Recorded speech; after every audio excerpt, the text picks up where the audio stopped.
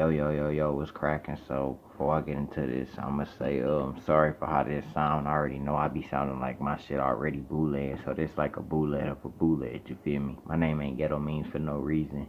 But anyways, I'm here to talk about this latest chapter. I ain't gonna talk about how they destroyed my favorite character, Bardock, for real, but more so just talk about the coincidences, the odds, and pretty much just get my review on it. You know how that go. First off, I'm gonna start off by saying that the Namekians and the serial people with the Saiyans invading on their planet, this shit ain't nothing but a carbon copy of the Baby Saga. Second, I like to say that how the fuck do the Frieza Force and the Saiyans know about this planet if Frieza and the Saiyans ain't running to the Namekians until the Namek Saga? Y'all just gonna forget how they ain't know nothing about the Namekians or the Dragon Balls until Raditz got word back to Vegeta, and then Vegeta got word back to Frieza and them, hence going on Namek for immortality.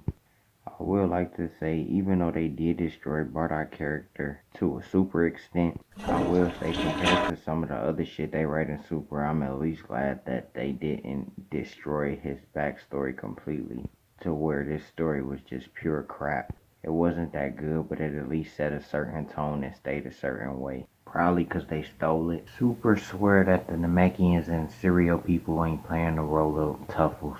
But anyways, with that aside, so let me get this straight. They are literally giant ape destroying, sending blasts, throwing rocks, destroying buildings, etc. Yet, for some odd reason, coincidentally, Bardock sees two small people running while standing on a building looking like King Kong. So then, he follows the people, and then by the time he sees them, he sees this kid and this woman, and it makes him think of his family, despite them literally basically saying that he has no connection to his family. Seeing these random two people makes him think of his in this sheer moment. After a sad ass attempt by Kami cousin Salami trying to sneak attack Bardock with a cane, Bardock stops his attack with one hand, looking at him, and then for some odd reason recognizes he is a Namekian as if he's seen them numerous times in his life. So after Bardock realizes Salami can hide his power level instead of killing him like he was supposed to, landing on the planet and coming to this house, he chooses to hand over this random ass space child back to his mom, coincidentally spared these three lives despite him feeling no remorse destroying everyone on this planet before his encounter with them.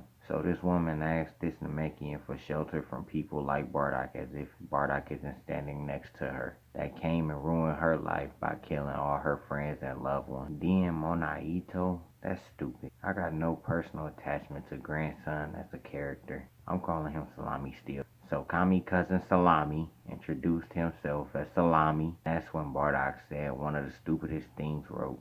Frieza is coming, keep hiding.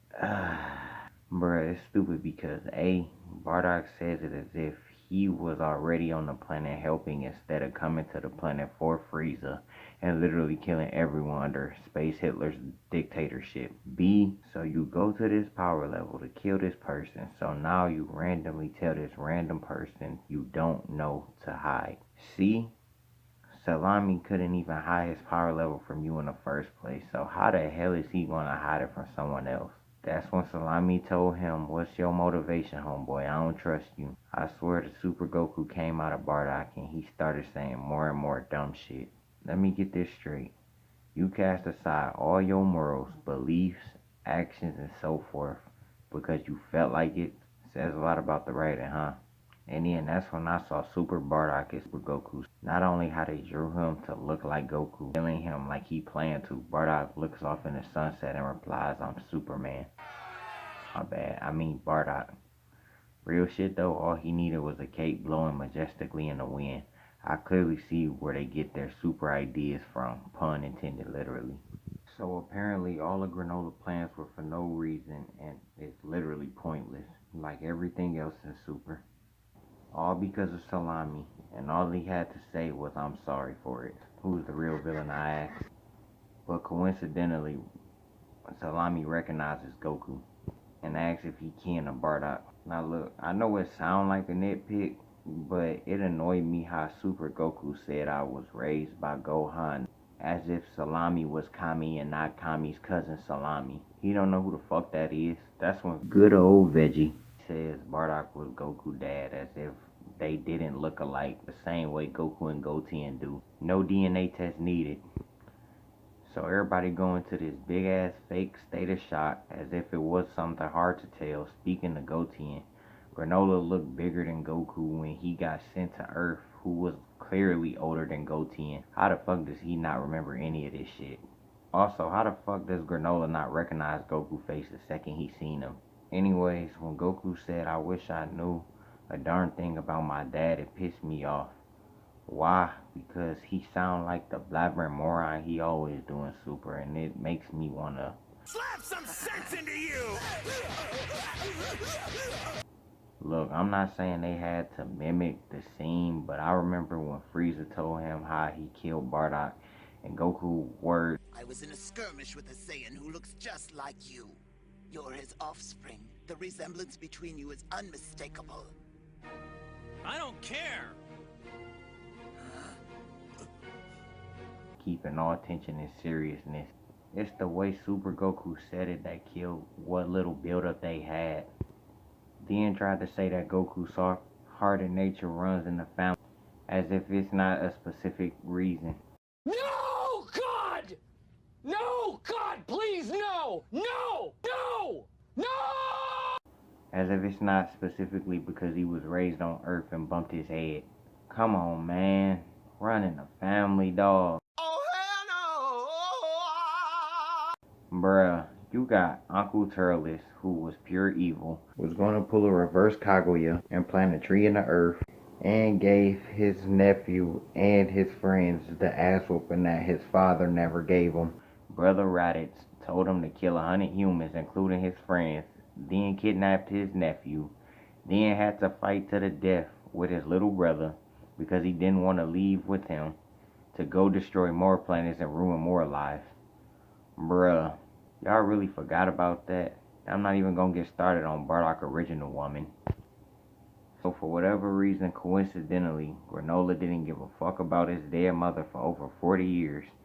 Yet all of a sudden, he is worried about asking the only other person out of the 3 random survivors that survived what happened now, as if he wasn't there to see most of it anyway. That was a tongue twister. Try saying that shit. And Salami withheld this information from Granola for 40 years for absolutely no reason. Again, I state the true monster of this story is who. Granola might as well go ahead and put Aaayyy out of his misery, cause boy, I tell ya, that had been me. So now Frieza is working with the Dreadheads, clearly getting robbed like the joke he is. Boss Dreadhead's statement pissed me off as well. Why? You see, we Saiyans are sort of like planet brokers. We scour space for planets that will bring a high price on the galactic market. Once we find them, we send our warriors there to purge them of any life and make them ready for sale. It's a very, very profitable business, and we take great pride in being efficient in our work. I'm not sure why Bardock doing that Arthur fist and taking it personally as if he didn't just meet her within the time frame of about maybe 2 hours and was supposed to kill her himself. I feel literally no attachment to this poorly wrote, forced to be a hero Bardock. I'm glad neither Super Goku or Bardock is connected to original Z timeline, because boy, I would be pissed as hell. So to make this already long story short, Sabretooth Mop Top Dreadhead apparently got his ass beat by Bardock. So you already know he got a personal vendetta. I can personally say he don't look like he handled taking L's lightly.